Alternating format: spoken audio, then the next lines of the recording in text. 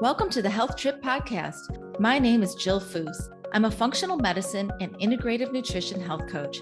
I created this podcast to bring you along as we travel down intriguing, science-packed roads, debunking old medical paradigms and perusing new innovative therapies and modalities with the finest functional medicine doctors, practitioners, and like-minded biohackers while living our best life.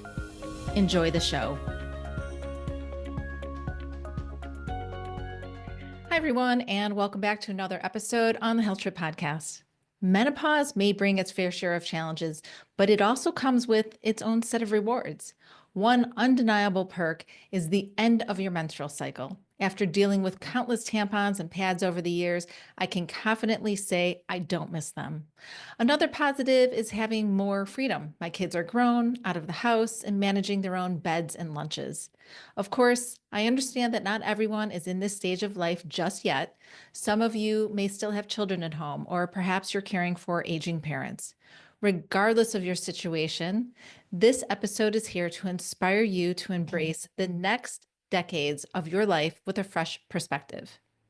We are not living our mother's or grandmother's version of menopause. Today's menopause is an informed journey, whether or not it includes hormone therapy. We're building communities, both in person and virtual, where we connect with other women to share our experiences and deepen our understanding of the mind-body connection.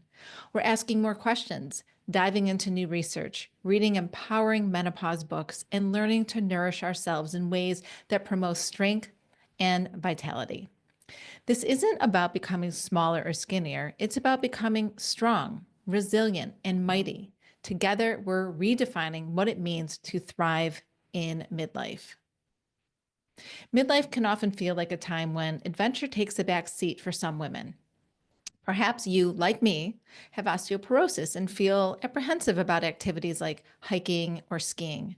Maybe you're managing an old injury that has made staying active more challenging. Or perhaps adventure has never been part of your life and the idea of stepping outside your comfort zone feels overwhelming. I've had those same thoughts. I was once a very adventurous young woman, but after having my 5 kids, I felt the need to prioritize safety and live a more cautious life. Now, I'm rediscovering that adventurous spirit and learning how to embrace a life full of possibilities.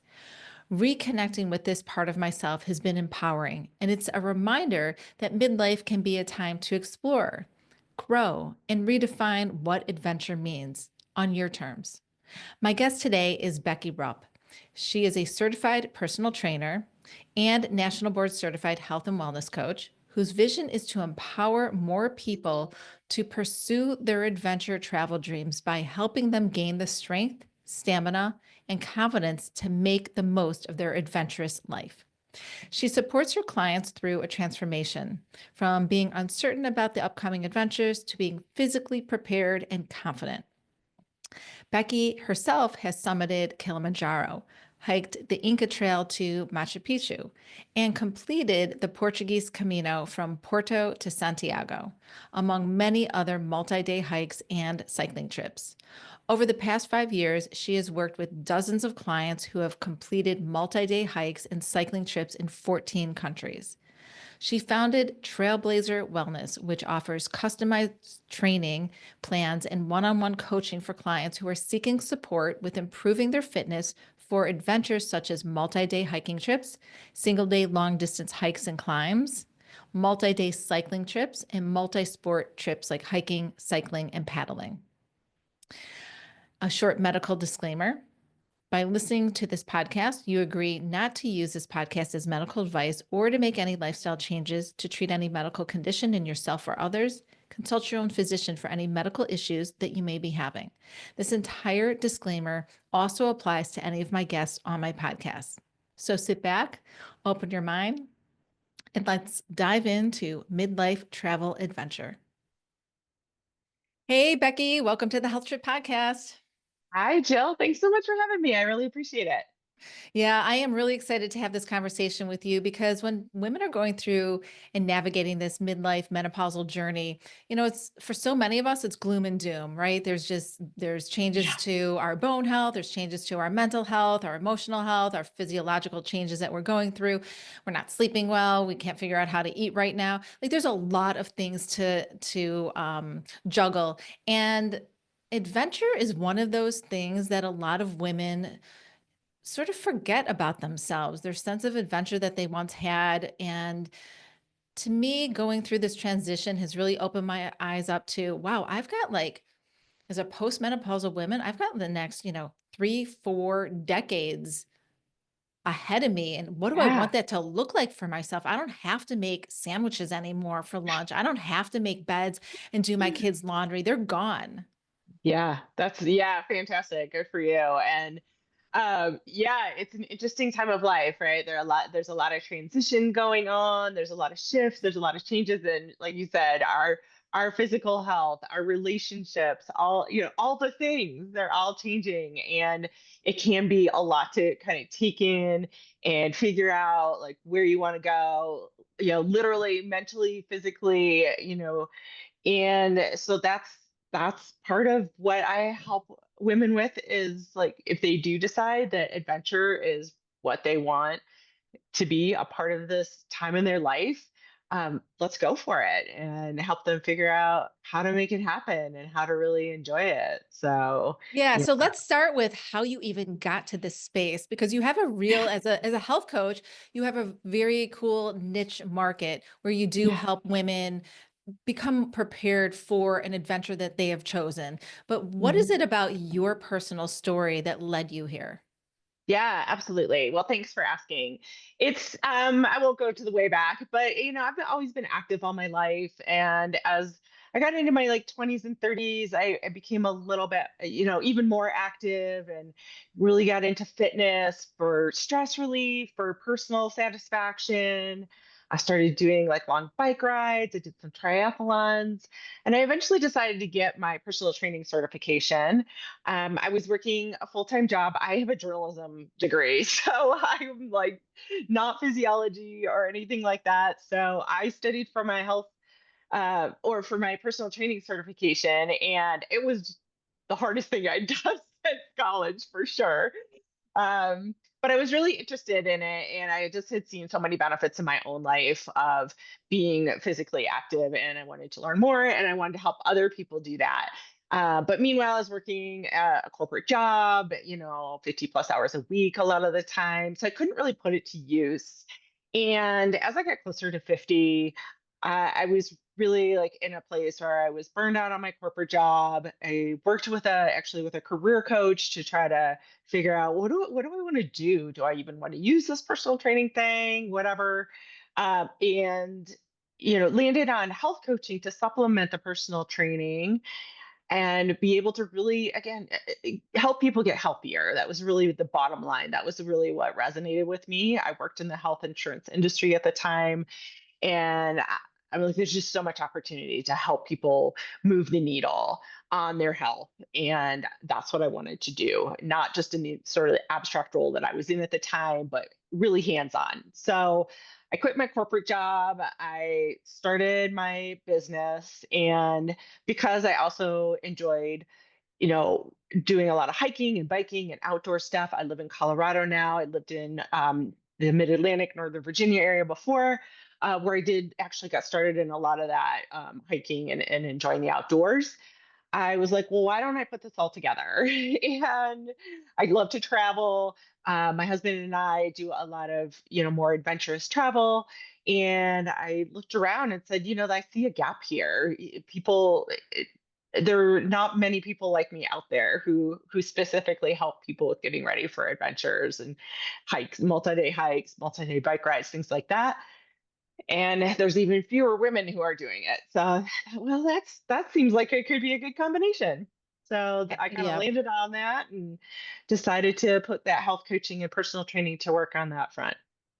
When we think about adventure travel, even if it's just a 1 day, long hike or a multi-day hike or whatever the adventure Hmm. travel is, we Yeah. think about being in shape. You have to Yeah. be that you have to be fit and Mm, healthy to get through, because it's not just a physical journey, it's also, I would imagine, a mental journey to get through absolutely. something that takes a long time. And then when Mhm. we circle back to all of the information that we know about being a fit midlife woman and how it helps support our bone health, our brain health, our body composition goes, all that. A lot of women don't necessarily love going to the gym.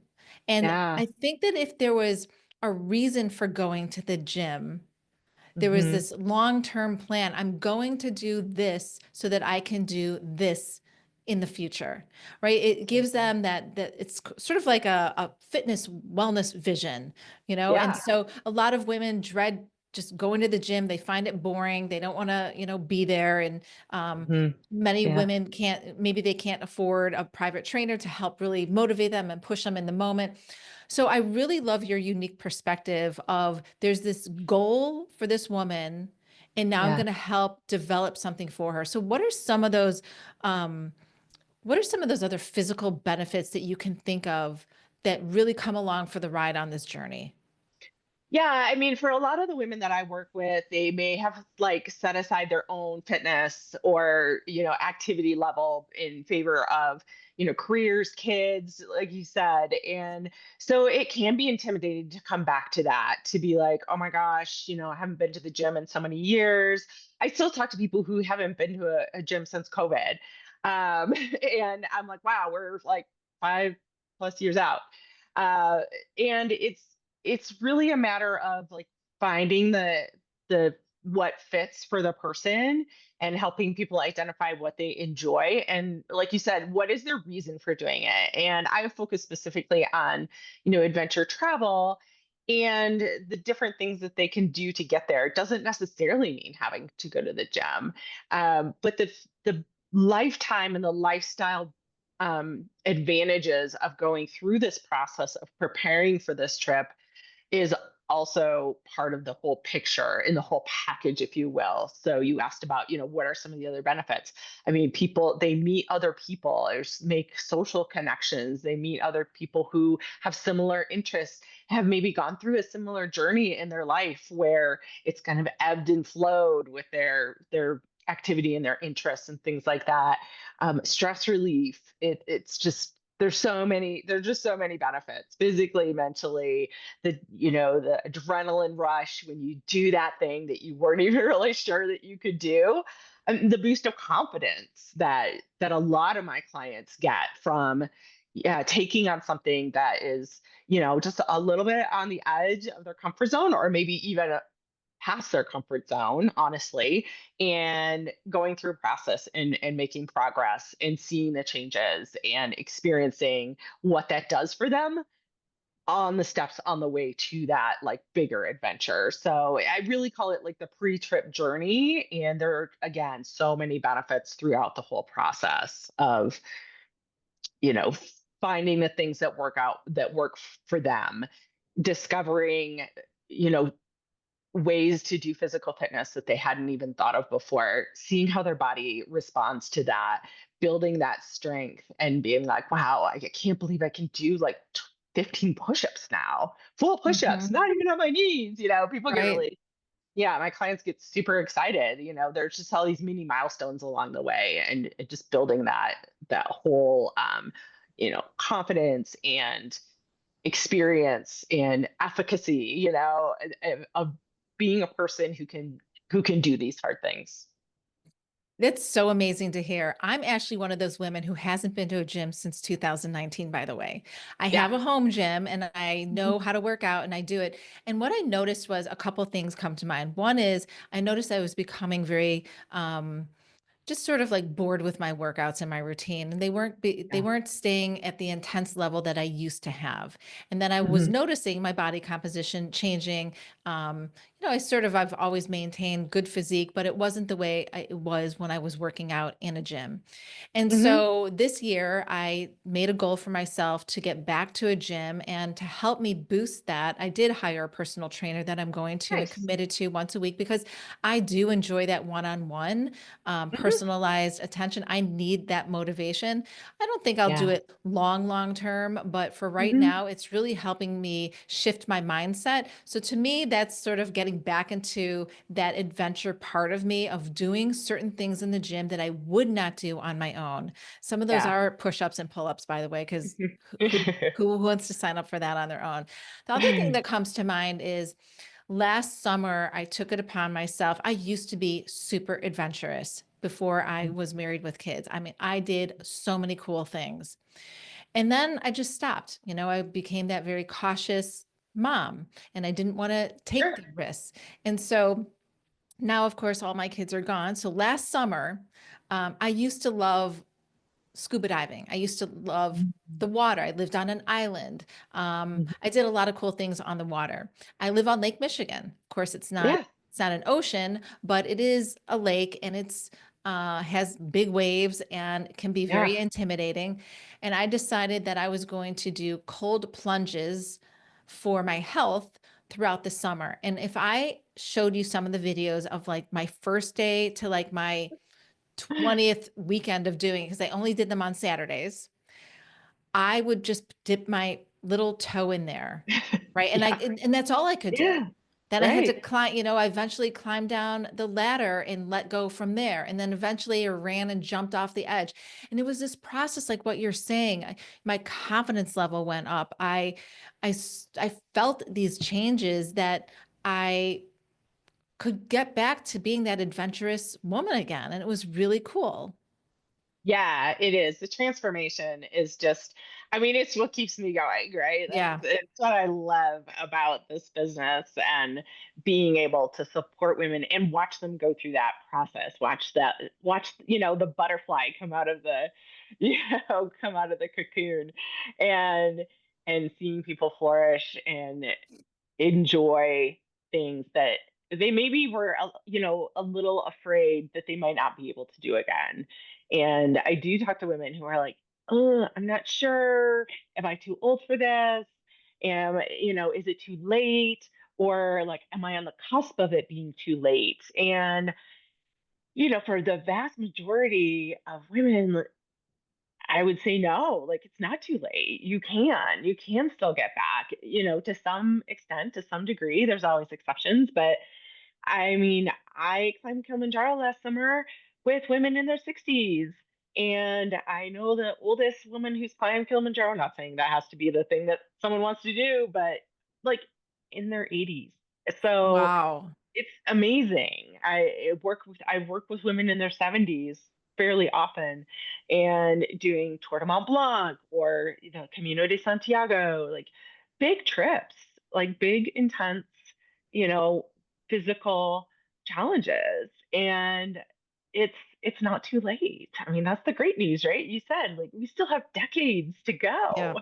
Yeah. And they inspire me. I have to say, I just love working. I love working with women at every age. But boy, I tell you, those women in their 70s, I'm like, oh man, I sure hope I am like you in 20 Yeah, years. totally. Yeah, yeah. Have you worked with women who come to you and say, I have had this very old injury. It's really prohibited me from doing a lot of the things I love. I really want to, get over this and heal and move on and do something adventurous. Or I have osteoporosis and I'm afraid to do certain things because what if I fall and I'm in the middle of nowhere and how are they going to helicopter me out and get me somewhere if I break my hip? What does that look like?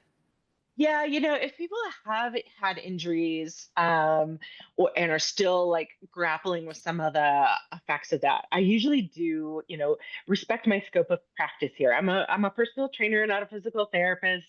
As I mentioned before, I don't have, I have the training in personal training, but I don't have an extensive physiology background. I send people to their, a PT or somebody and to say, if you need to really like still get over an injury to that, to the extent that it's holding you back from doing, progressing, then that's something you need to work with someone who's better qualified for that. But that being said, yeah, I mean, who makes it to their 50s and 60s without something? And Right. so we all kind of have our own, you know, knees, hips, ankles, what shoulders, whatever.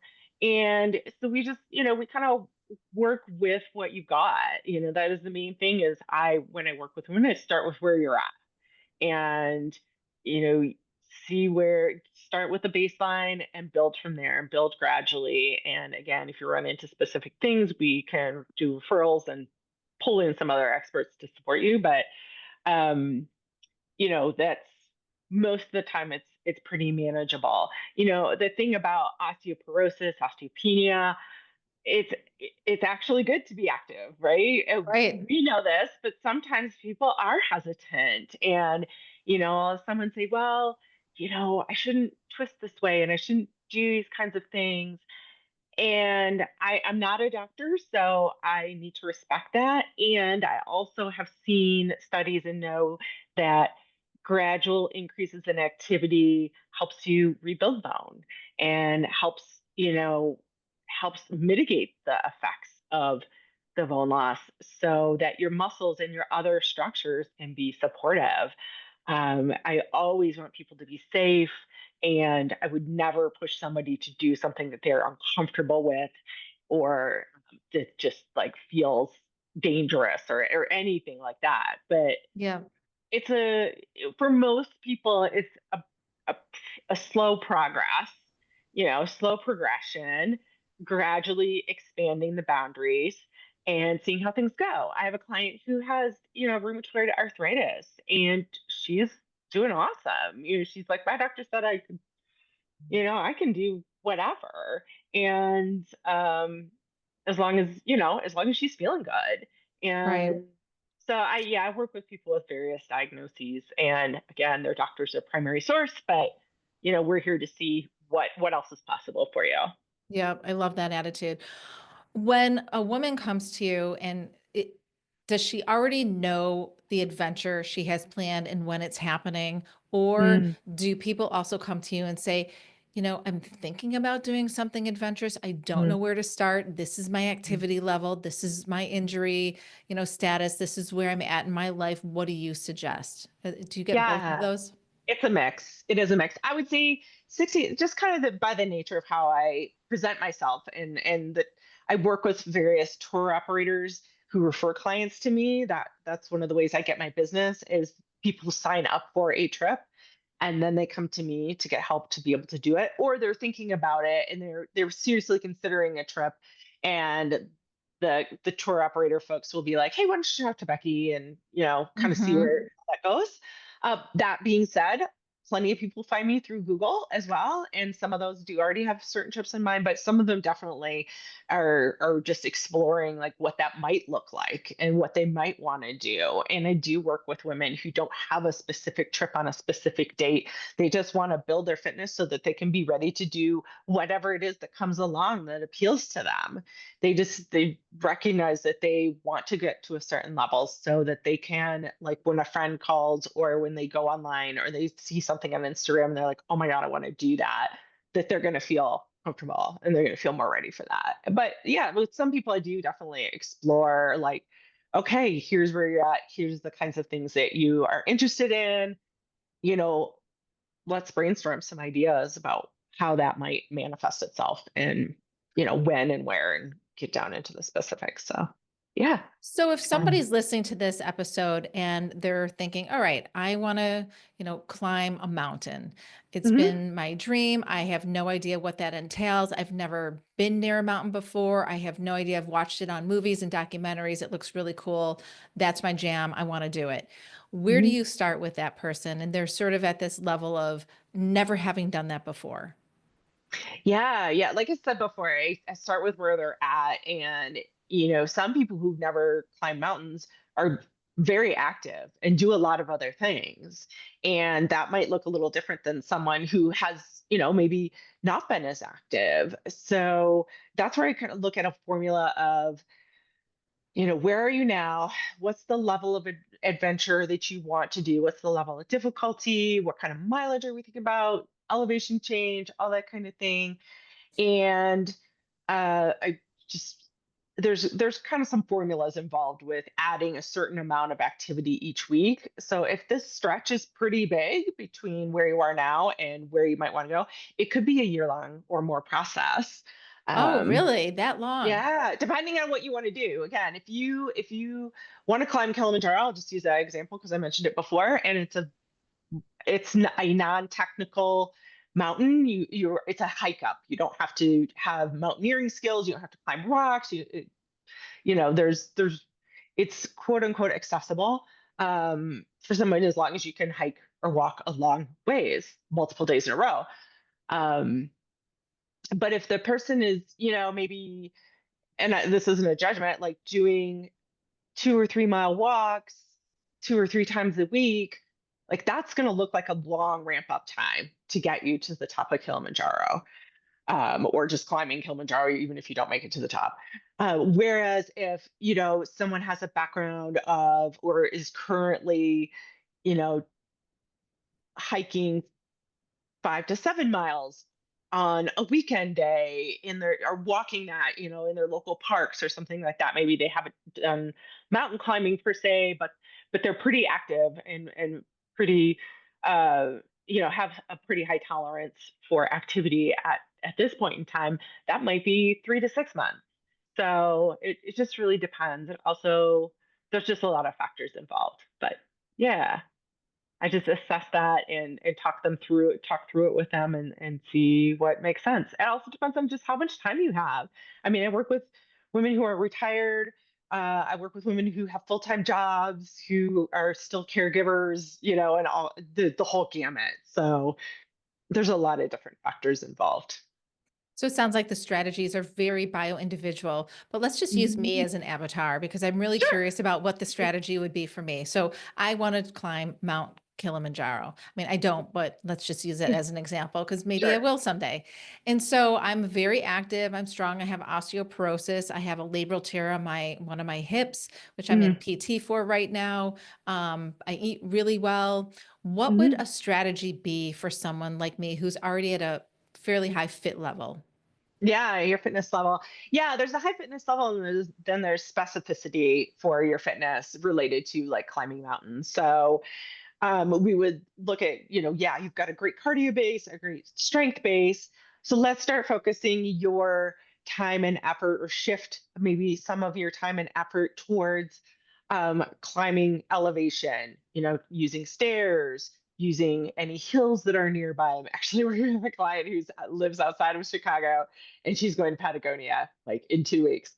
So we're like, okay, that's going to be a challenge, right? Because not a lot of mountains near Right. Chicago. None. but, None. but Treadmills. treadmills, stairs, real Right. stairs, preferably not stair climbers, though okay in a pinch. So we would start to just shift your focus and build your long day, build a longer and longer day, one day a week usually. And then as you get closer, if it's a multi-day effort like Kilimanjaro, then we would do like 2 longer days and just add, it could be half an hour to an hour, an hour each week of activity, so that it's your body can take that onboard it, feel comfortable. Okay, you're on to the next level. It's just a gradual build. It's very similar to like marathon training for anybody who's done marathon training, or it's a classic endurance strategy of building up your tolerance and building up your capacity to be able to go longer distances. The difference is like with adventure stuff, you're also factoring in your elevation change. So we have to, make sure your muscles are ready for that. And How do you also, do that? How do you prepare for elevation changes? Like if I'm in Chicago, how would I prepare for yeah, that? yeah, literally like stairs and treadmill and Oh, okay. Just sort of running yeah. out of breath kind of situations. And it's not so much necessarily running out of breath per Oh, se. It's more just the act of like climbing as opposed to walking on a flat surface. So it's preparing the muscles for that type of activity and building on that again week over week, so that it becomes more tolerable, so that when you get there and you're climbing, your muscles are like, oh, okay, we know what we're doing, we've done this before, we're cool, it's all good. With my group that I went on Kilimanjaro with last year, we had 3 women who lived in central Illinois. So Oh, yeah, wow. Impressive. I just yeah, bought a weighted vest. And so yeah. one of the things That's I the do strategy. after, yeah, Mhm. one of the things I do now after my weight workout a few days a week is I put on my weighted vest and I go on the treadmill and I go at a pretty heavy incline, I would say, Yeah. steep Oh, incline. great. Yeah. And that's really helped me. The weighted vest it's 12 pounds. It's definitely not light. It's really challenging. And Mhm. I can't go as fast, obviously, but No. I've I did a lot of research and I know that it's very helpful for women who are diagnosed with osteoporosis. Yeah, my client in Chicago area actually is using a weighted has used a weighted vest during her training as well, and she really loves it. So, yeah, you don't even have to get that fancy. You can just use the backpack that you're planning to take on the trip, and that is built into the training as well. Like wearing the backpack when you're on the treadmill and when you're doing the Mhm. stairs, adding weight to it gradually. Again, it's just this gradual build. So you're, so your body can tolerate it. Yeah. And it reduces the risk of injury, it, reduces the risk of overtraining. That can be another tendency is like people get super excited and they're like, I'm gonna go do all the things. And then it's like, boom, they're exhausted or they pull something or yeah things don't go well if you do too much too soon. So it's finding that middle ground of pushing you hard enough to be able to adapt and continue to progress versus going too far too fast. Yeah. And so, like you said, sometimes this journey can take a year before the woman is going on that adventure trip anyway. And so, Mhm. how do you support your clients to stay consistent, to recognize it's not perfection, it's just to stay consistent? We all hit walls with our Oh, workouts. for sure. Absolutely. I mean, that's the challenge, right? Like that's that's the key. That's the tricky part. Yeah, that's where the coaching comes in. And I could give anybody a training plan and be like, okay, go have at it. And yeah, some people would do it and other people would just totally like that it just wouldn't work for them, right? So the coaching part comes into play there with helping people find their motivation strategies, helping people find ways to keep themselves accountable that really work for them.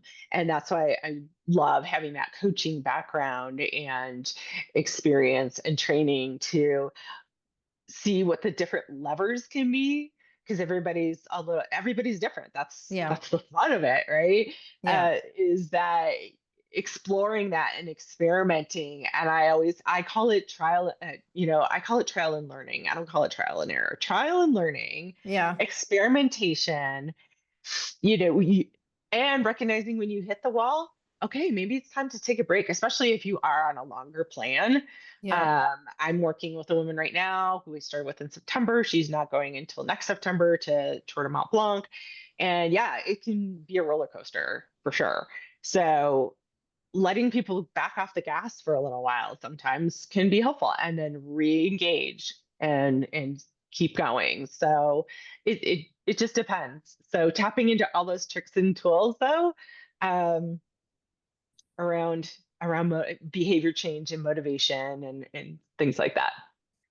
I would imagine that when you're climbing Mount Kilimanjaro, for example, you're not eating the same types of foods that you would be if you were at home. Is that No. also part of the strategy, learning to eat different types of food? Do women go that far and, maybe buy the packaged foods you might also have on your trip to sort of get used to Mm, that as well in terms of digestion? Because we know once we go through yeah. perimenopause, our digestion changes. Women are chronically constipated or they have loose stools. I would only imagine like people with IBS or IBD going on some of these adventure travels that, that might be a barrier. Yeah, it might be. And again, it's very situation dependent. Actually, in Kilimanjaro, it was super healthy. I mean, a lot of vegetables and rice and things like that. And different people do have different needs. And I just encourage people to like know and ask for and advocate for what they need to the extent that's possible. Uh, Training your gut is maybe a path that some people might want to go down and do more of that up front. but for the most part, what I've seen is people usually manage the food pretty well. Um, and a lot of the adventure trips, or at least if you're with a group travel kind of situation, they are they tend to be a little more like focused on like foods that are familiar because they don't want you getting sick on the mountain either, right? Like that doesn't work well Right. for anybody. So Yeah. things do tend to be pretty manageable, and not too far out of the spectrum. It's not the same as eating like, I mean, eating street food in Thailand is an adventure in and of itself, but Hmm. that's not the kind of adventures that I'm usually working with people on. So Yeah. that I makes would sense. think that also sleep changes when you're going on an Yeah. adventure. And Yep. I mean, my goodness, I sleep with a cooling mattress pad. I have air conditioning, blackout shades. That would be a huge barrier for me to go on an adventure travel trip because I like all those things because I Mhm. really want to protect my sleep. So, how do you help prepare women to manage their sleep when they're on some of these trips? Yeah, well, some of the things are to take to the extent possible, take some of those tools and things that work well for you. If you could bring a cooling pillow, if you can bring, I use white noise. I listen to white noise at night every Mhm. night. The rain falls in my bedroom, and so I pretty much need that to sleep. So yeah, bring as many of those kind of creature comforts or those things that can help you and support you, but it is part of the adventure. Kilimanjaro is not a great example for this because like that's a little bit of the outlier of what I generally work with people on. Many of the adventures that the women do, and again, there's a broad range, but they often can be that you're staying in a bed in a room. You can have a private room, in many of these trips. So you may be able to like kind of at least, it's just like traveling anywhere. You're going to be in an Yeah, unusual environment. I guess I'm thinking of mountain climbing, that Yeah, specific adventures. You're like on the yeah, side of a mountain hanging off like in a yeah. sleeping bag, but I wouldn't Well, that's a whole other that level. might be very extreme. Yeah, that's a little more Yeah, I'm extreme. not But signing up for that one.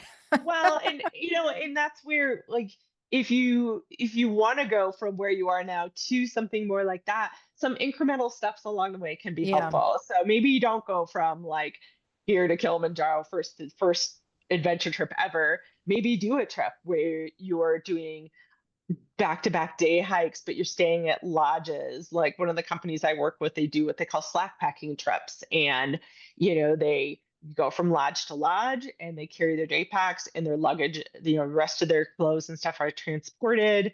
So, it's not like I'm going to throw on a big heavy backpack and I'm going to go out in the woods and sleep in a tent and do all the things that I haven't done in 30, 40 years.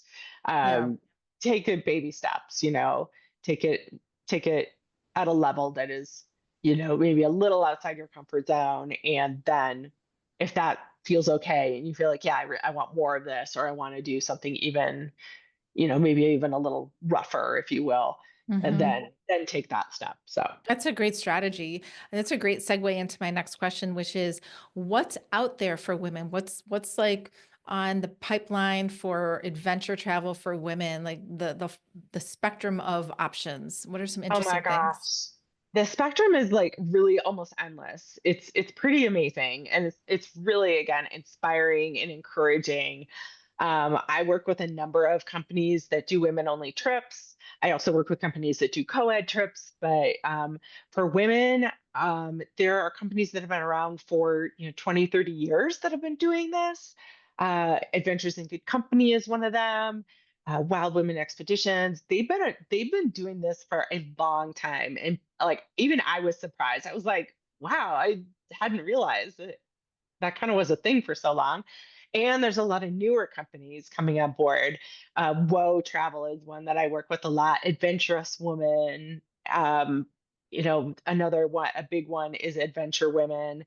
And these all are companies that really have it dialed in. So you can do everything from like a trip that has maybe a couple of day hikes, cultural things, food, wine, like, you know, bits and pieces, all the way to climbing Aconcagua, which is a woe trip that's going on right now, which is the highest peak outside of the Himalayas, 22,000 feet. I will not be going on Wow. that trip. That's But probably technical. no, it's actually that one Oh, isn't. But wow. but there are actually other companies that do and they do more technical climbs, mountain climbing and things like that. So it's really the gamut, and it's really exciting because kind of, if you want it, it's out there for you. It really is. And even, yeah, it's just, there's just so much. Like, name a country, and I could probably tell you a company that is running an adventure trip there for women. Or for, So, again, if you want to go, with a spouse or a group, mixed group, right. that's all entirely possible as well. I came across on my social media months ago. I love horses, so of course I scroll through Mm. and look at horses all the time. So then my feed fills up with Yes. horse related things, and one of them was a trip. It was a expedition company that only focused on horse riding adventures all over the Mhm. world. There were different All over the adventures. world.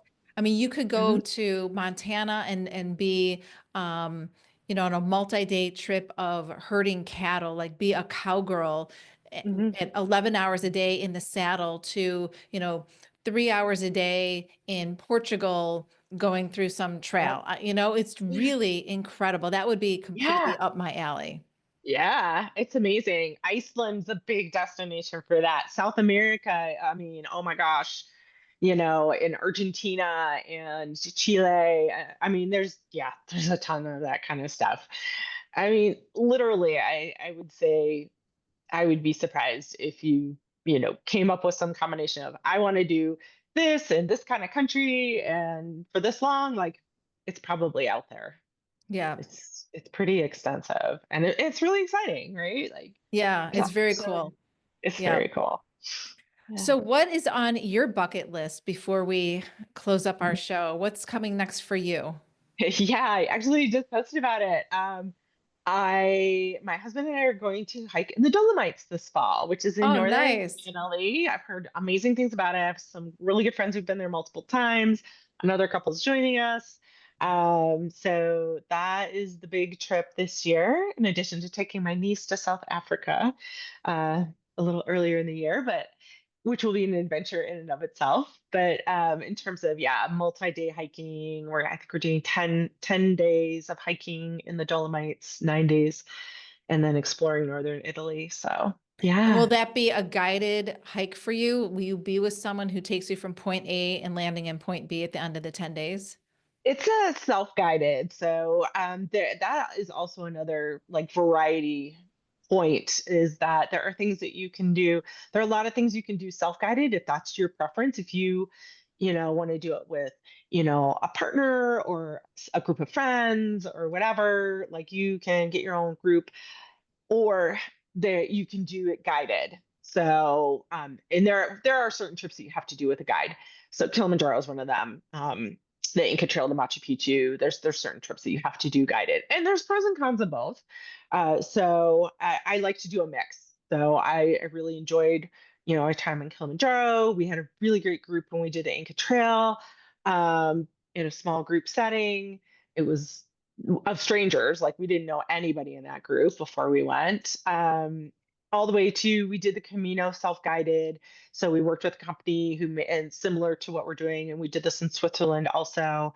They give us the maps, they set up all the lodging, they set up all the luggage transfer, and you Oh, just show up at nice. a hike, and you go from point A to point B. And you show up, your luggage is there. You sleep, like I said, you sleep in a nice bed, you get a hot shower, you get lovely meals, Hmm. have a glass of wine at dinner, and it's all very lovely and civilized. And how far would you be walking or hiking every day on that? The Dolomites trip, it looks like, I think it's like 7 to 12 miles a Oh, that's day. far. Yeah, I mean, Far enough. and far enough.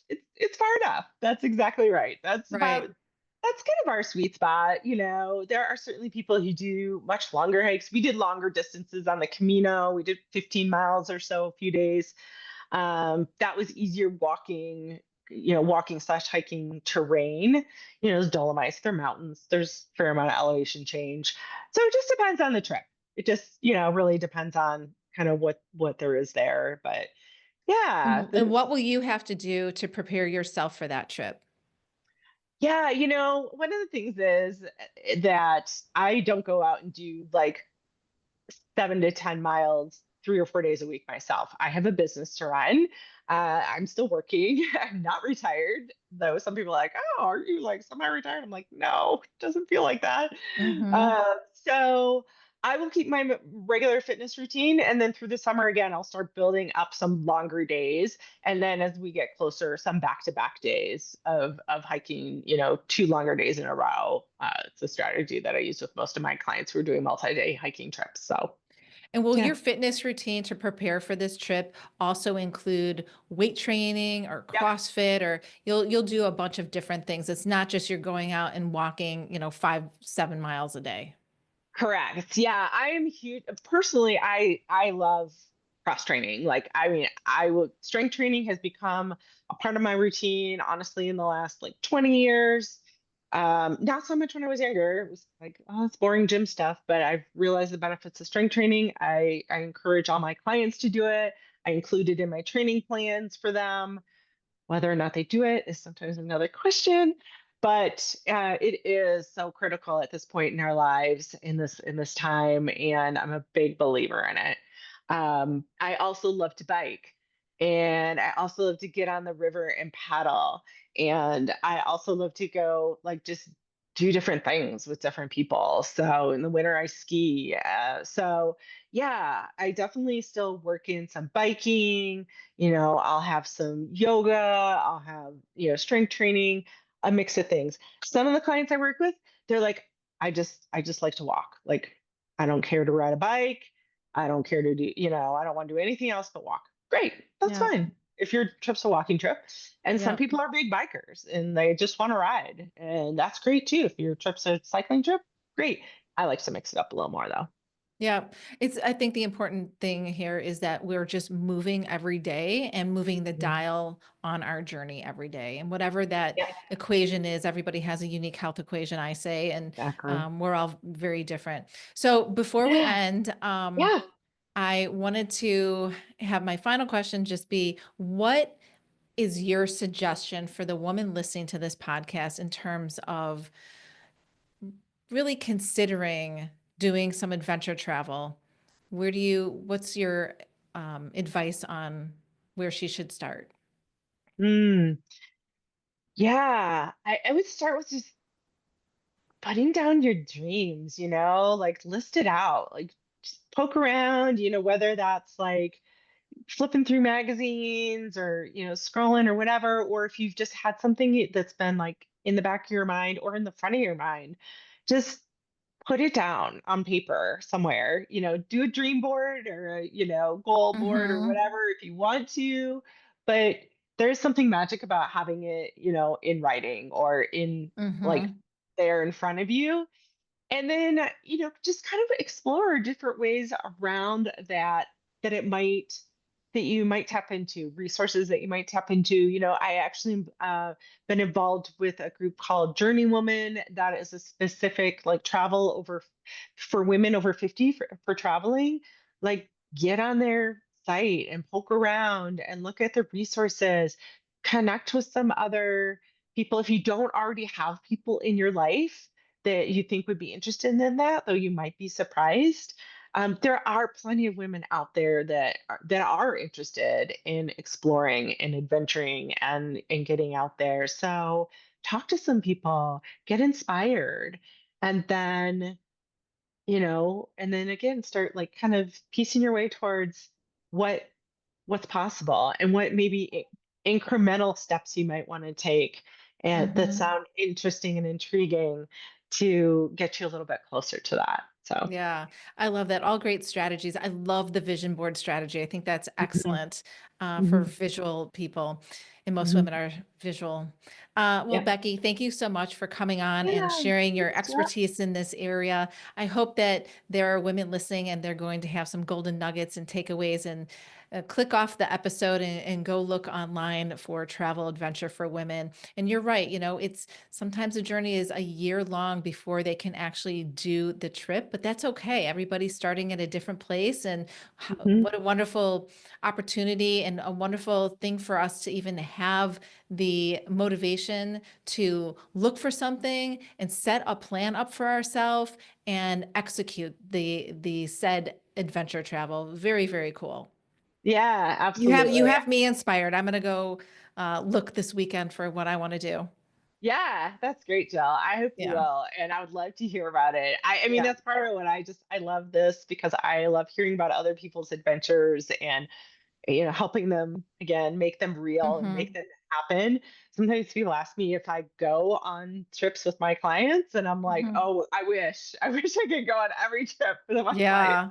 but I love the social community part of it too. I mean, yeah, we know that group coaching, just from a health coaching perspective, is really engaging and inspirational, and it works. So I could mhm, only imagine preparing for something and being with a group of women, whether you know them or you don't know them, and how amazing that experience can be together, yeah, it's especially in this 50, 60, 70, and 80-year-old part of our life.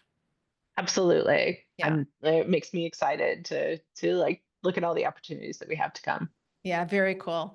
Well, thank you so much again for your time. And thanks Thanks, Jill. everyone for joining in, and set off on your adventure. Get it going. Let's do it. Yeah. Thanks. Thank you for joining me. I hope you enjoyed the podcast. Lifestyle changes can be hard and overwhelming to make. By building your support team of functional medicine doctors, therapists, and health coaches, you can reach your optimal health goals. Be sure to check out my other podcasts. Until we meet again, stay healthy.